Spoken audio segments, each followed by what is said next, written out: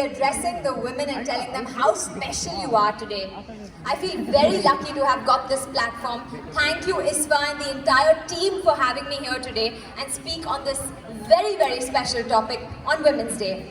And the topic that I've chosen for today is Get Your Goddess On. What is the meaning of Get Your Goddess On? Can anybody tell me in the audience? Become a goddess. Yes, Get Your Goddess On means being the highest and the best version of yourself and letting that shine. What is the first way that we can strive to get our inner goddess on? The first way is self-forgiveness, because that is the best way that we can cut our ties from anything in the past that was holding us back.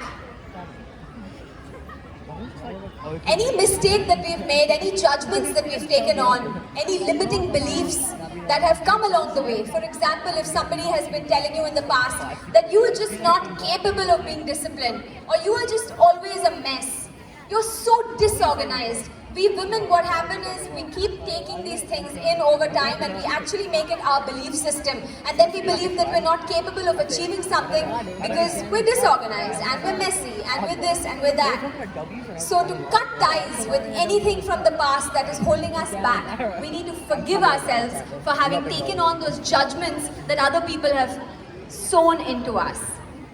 Cutting ourselves from any experiences in the past. It could be a heartbreak, something that put us into a situation where we really were in emotional pain. It could be an accident, it could be a disease, it could be losing a loved one. What happens with these situations is we go back in years from where we want to be towards our goal. So the first thing is to forgive yourself for anything that's setting you back. Do you ever sit back and ask yourself the question, am I happy where I am now? How did I get here? Do you ever sit and analyze, or do you just get so busy? I think as women, we all tend to get so busy in our daily routines and our responsibilities that we're just doing what we need to do, and we're so engrossed that we forget what do we really enjoy? What really makes me feel lit and happy? So I think if we can spend 20 minutes of time, just sit in silence and ask ourselves this question. What is it that really makes me feel lit? That makes me joyous? What did I enjoy as a kid? Do I do those same things now? Do I practice that hobby or that skill or that talent that I have? Or do I just get lost in doing what I need to do? And if someone said that you're not worth it, remember it is their judgment and perspective, not your reality. You choose your reality, and you always have multiple and unlimited choices to choose what you want to make your reality. For women that are already working and employed and are professionals, I would want to urge you to follow your hobby, that one quality, that skill. We all have that one quality. There's no way on earth that one of us has, we can't find. If someone says, no, I just don't know what I'm good at, that's not possible. Because we all have that one magic superpower that we somewhere forget. So I urge those professionals who are already working to spend time searching for that quality, that skill, and pursuing that hobby, which makes them actually feel lit, makes you actually feel alive. We're not just living to earn the highest amount of money we can, take care of the family, We need to keep our families happy, but to keep them happy, we need to be happy first. And to be happy first, you have to do what you enjoy.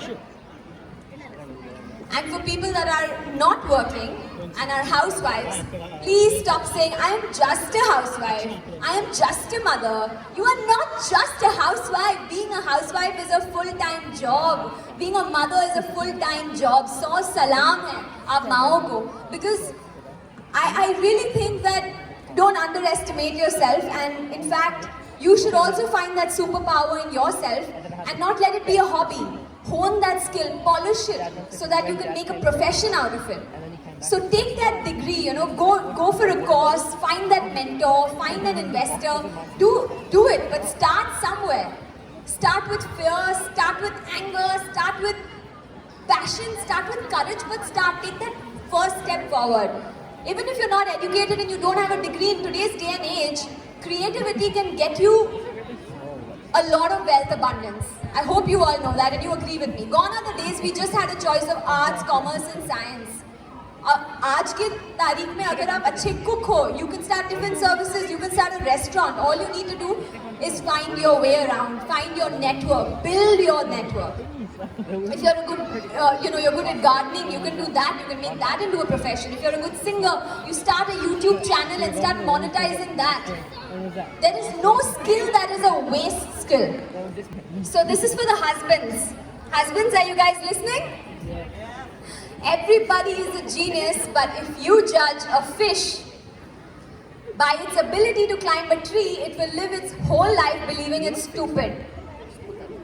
So if you feel that your wife is just a housewife and she's just busy with her career and I would urge you all to find what is that one superpower, that inner God that your gorgeous better half has, and help her, encourage her to pursue that so that she feels alive and lit.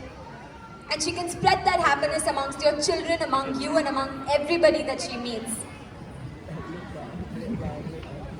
So don't judge a fish by its ability to climb a tree. Judge a fish obviously by its ability to swim. So find that ability in your better half, your wife, your girl child, your mother, and encourage the women around you. It's your duty to do that and make them feel beautiful and amazing. Okay, now from the audience, I would like to see how many of you can actually have the courage to put your hand up and say, I am excellent at whatever it might be. Something that you pursue, something that you don't pursue, something that you want to pursue. Let me see. Because if you don't stand up for yourself, no one will. Yes, please. Fantastic. I like to be excellent at everything that I try to do. Fantastic. I love the spirit. I never limited myself to just being an actor or then just learn direction and just do that. You choose your opportunities. As of today, I'm a life coach, I'm a motivational speaker. I wear so many hats. And gone are the days people used to believe, oh, jack of all, master of none. Let me tell you, you can be master of all and you can master everything that you do and you want to do. So don't let anybody discourage you or make you feel otherwise. So basically, as actors, what used to happen was, no matter what the emotion we are feeling as human beings, in a situation at home, maybe I'm not feeling well or maybe I'm just sad about something, but when I'm playing my role in front of the camera, I need to play that character. And I cannot let my reality affect my role. And I'm sure even as women today, as a mother, as a daughter, as a granddaughter, as a leader, as an employee, we all have responsibilities, and some days we're not feeling in our element, we're feeling down, or we're PMSing, or we're just sick and drained, but we have to show up for our husbands, for our children, for our family, for our work, responsibilities, career. How do we do it? There is one special technique that I have decided to share with you all today. And no matter what the situation might be, whether you're at work giving that presentation, whether you're at home and you're tired and you want to sleep but you have homework to do for your children, whether it is just being with your family and you're just not feeling it, you do this and I promise you your energy, your frequency will change. You will resonate that energy and you will be able to meet your goal and your task with so much love and so much radiance. Signing off for today. Thank you so much, Isfa, for having me. Happy Women's Day to all of you. Thank you.